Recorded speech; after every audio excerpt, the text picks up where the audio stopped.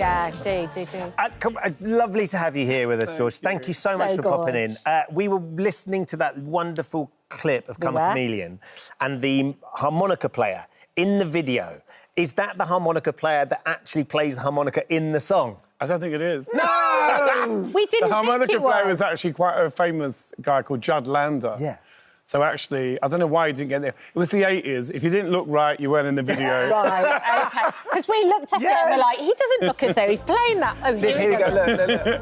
It looks like he's playing it with his nose. Well, we were doing Bridgerton before it was trendy. Look at us. I mean, it's so ahead of its time in a funny sort of way. Oh, lady whistle there. Upstream of fashion. It's such a magical song, though. It is, and it's a song that won't go away. It's in Despicable Me. It's in the Virgin adverts. It just won't. It's like this song that just keeps. It's like a boomerang. It just keeps coming back. Do you still listen to it fondly?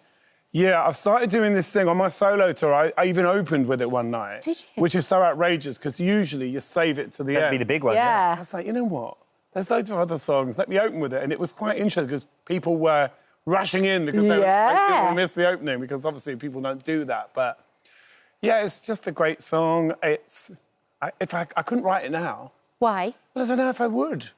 In what way? Because of the... I don't know, just that particular song, it's like...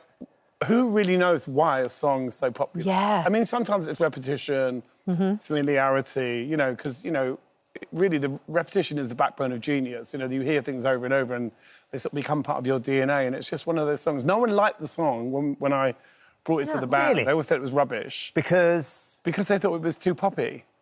Which is anything too poppy? I've it ever heard be? they've eaten their words. do you enjoy reminding them of that? Should we play that really poppy song now, Bill? All the time. Always say, I should have kept the publishing. But it's fascinating, isn't it? Those moments in time that still are here now, you can still enjoy, because you and the boys are going back on tour all together. We are doing a celebration of our first two albums. So Kissing to Be Clever and Colour by Numbers, absolutely in order. Which is As they are on the album. Exactly, and they're quite short, those albums. The first album's only about 35 minutes long. Because we just didn't do, it's all about choruses. Yes. Yeah. It's funny, because I've been re-recording the songs as well, and it's just so brilliant when you climb into them and you think, what was I thinking when I wrote those lyrics? They're so almost like beautifully naive. Yeah. And what's the difference, do you think, between touring back then and touring now? I think I kind of enjoy it more now because I make the whole process fun. Yeah. Back in the day, it was like no one could come in the dressing room when I'm getting ready, drama, anxiety. And now I just kind of enjoy all of it. Yeah. So when I get up, I kind of just pursue joy in a way that I didn't think was possible. I didn't really understand that happiness was a choice. And do you think that's to do with getting older, or do you think it's with hindsight and experience? Well, it's practice. I followed this thing called the 3 principles. Yeah. So it kind of teaches you to look at the way you think in a different way. Yeah. Plus, I talk to myself a lot. I do a lot of affirmations. The stuff I did when I was in the jungle. Yes. I do that every day. As soon as I wake up, I tell myself I'm in a good mood, because it's very easy to slip into... I would say to people who say I'm not a morning person, it's like you're just making it a reality. Yeah, you know what I mean? for sure. I really do think that happiness is definitely a choice. I wish I knew how to have fun in the way I do now. Yeah. But, everything's now, isn't it? Yeah, I enjoy for it. sure. You learn from life as you go along. Yeah. And you've got some very special guests on this tour. Who's... Tony Hadley, Heaven 17. Would you have been back in the 80s, though? Wouldn't Culture Club and Spandau Ballet have been sort of major rivals? In principle, but we it's were different doing the same thing. We came from the same kind of scene, part of the new romantic scene. Spandau Ballet. But one funny thing, because Gary always says to me that I walked up to him and said, your band's never going to get anywhere. Gary Kemp.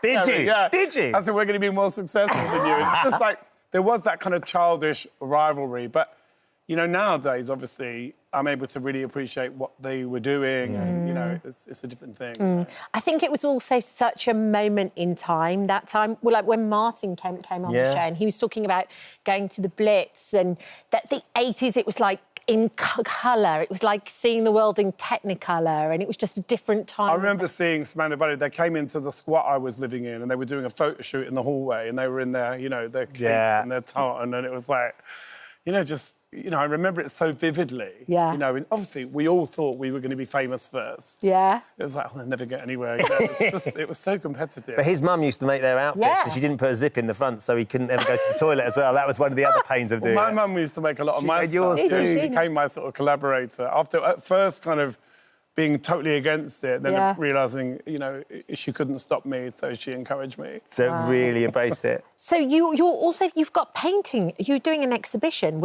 they're showing your paintings with David Bowie, Madonna. Yeah, they're paintings I've done of Bowie and Madonna and myself. And actually, I've never done an exhibition in the UK. I've done them in Europe, Belgium, Denmark, and Monaco. This is my first British show. How do you feel about people seeing them over here? I mean, I love them. They look amazing. I love the doing. I'm a doing person. I love, the Japanese call it ikigai, where you find, I love to get up and I love to work on things. People always say to me, you never stop. And I'm like, what does that even mean? Yeah. Because if you make your work fun, it's not work. Yeah. And you've got a new song out as well. I've got a song up for Grammy. No, it's not nominated yet, but it's considered. I've actually got 2 songs up for Grammys. One with Paris Savette and Kiki Rowland. Yeah. You're Not the One. Yes. And also Electric Energy with Ariana DeBose. So I've got 2 up, so hopefully one of them will get it. But this is the doing and the showing. You're doing these and that's the point, isn't it? You are still performing. Creativity keeps me out of trouble.